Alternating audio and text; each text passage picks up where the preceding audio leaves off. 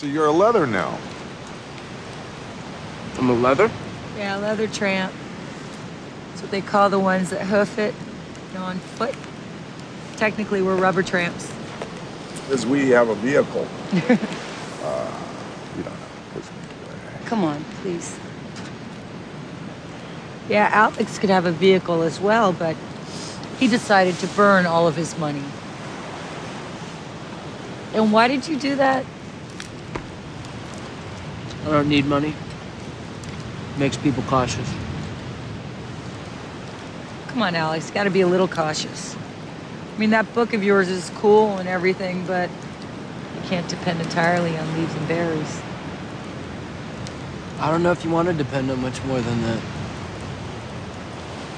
Where are your mom and dad?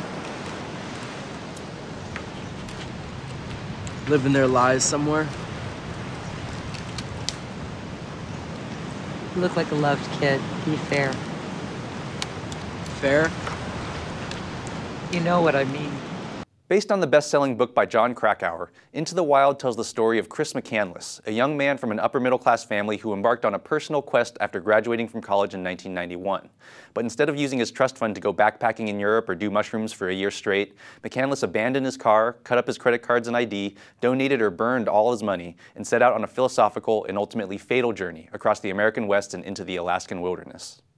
McCandless, played by an exceptional Emile Hirsch, was searching for more than just youthful adventure or bourgeois escapism. He was rejecting a culture and value system that he wanted no part of, starting with the hypocrisy he saw embodied in his own parents, played by William Hurt and Marcia Gay Harden. McCandless was also following in the footsteps of his nature-loving literary heroes like Jack London, Thoreau, and Tolstoy. During his year of wandering, McCandless hitchhiked, rode freight trains, occasionally worked odd jobs, and explored the outdoors. He left a powerful impression on the people he met, who were fascinated and inspired by his intelligence, spirit, and the strength of his convictions. Vince Vaughn, Catherine Keener, and Kristen Stewart make memorable appearances as witnesses to McCandless's quest, as does Hal Holbrook in a heartbreaking performance that earned him an Oscar nomination. I'll admit, I was resistant to the story of Chris McCandless the first time I heard about it.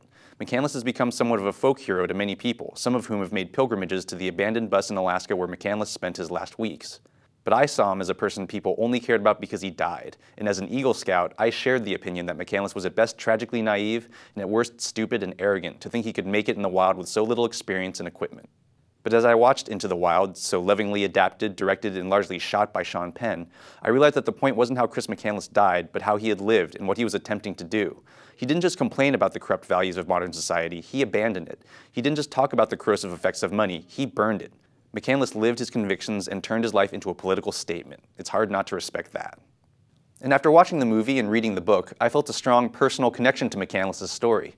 After finishing a film program in 2003, I moved to a ranch to work as a ranch hand, even though I had no experience working with animals. But I want to live environmentalism, not just talk about it. I want to work with my hands, raise animals, and grow my own food.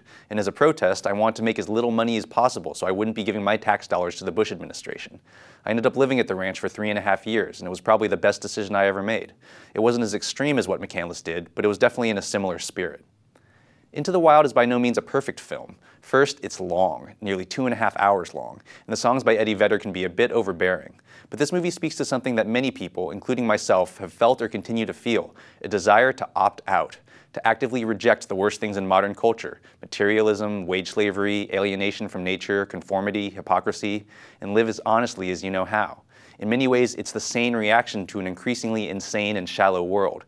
But if you decide to act on those feelings, be careful, and really, really, bring a map and a compass.